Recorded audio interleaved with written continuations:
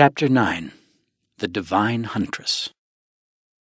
In Greek mythology there's a story about Artemis, the divine huntress, who fulfilled her needs so easily and lived in perfect harmony with the forest.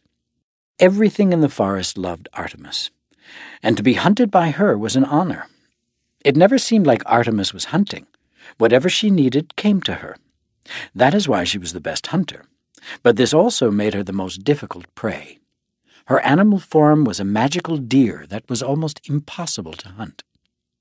Artemis lived in perfect harmony in the forest, until one day a king gave an order to Hercules, the son of Zeus, who was searching for his own transcendence. The order was that Hercules had to hunt the magical deer of Artemis. Hercules, being the undefeated son of Zeus, did not refuse. He went to the forest to hunt the deer. But there was no way Hercules could get this deer unless he became a better hunter than Artemis. Hercules called upon Hermes, the messenger of the gods, the fastest one, to lend him his wings.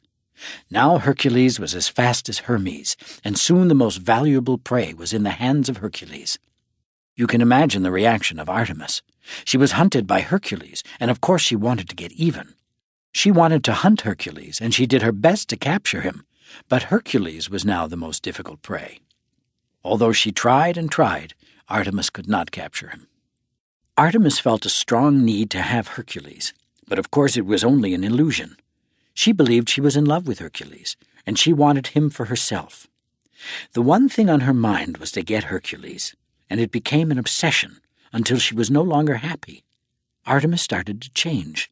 She became a predator and was no longer in harmony with the forest, because now she hunted just for the pleasure of getting the prey. The animals were afraid, and the forest started to reject her, but Artemis didn't care.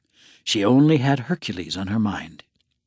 Hercules would go to the forest to visit Artemis, and every time he did, Artemis did her best to hunt him.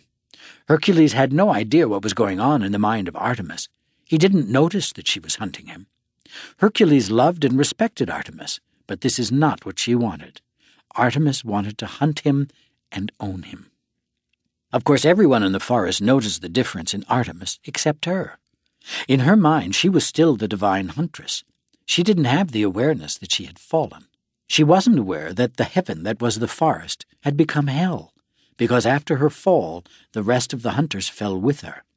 They all became predators. One day Hermes took an animal form, and just as Artemis was ready to destroy him, he became a god, and she rediscovered the wisdom she had lost. He let her know she had fallen, and with his new awareness, Artemis went to Hercules to ask for his forgiveness. It was nothing but her personal importance that brought her to that fall. Then she looked around the forest and saw what she had done to the forest. She apologized to every flower and to every animal until she recovered love.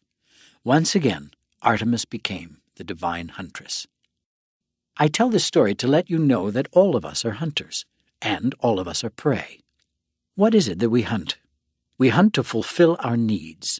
I have talked about the needs of the body versus the needs of the mind. When the mind believes it is the body, the needs are only illusions, and they cannot be fulfilled.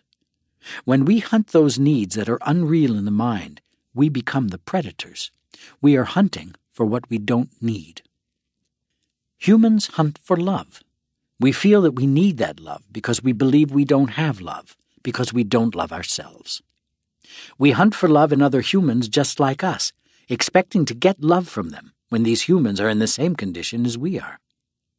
They don't love themselves either, so how much love can we get from them? We merely create a bigger need that isn't real.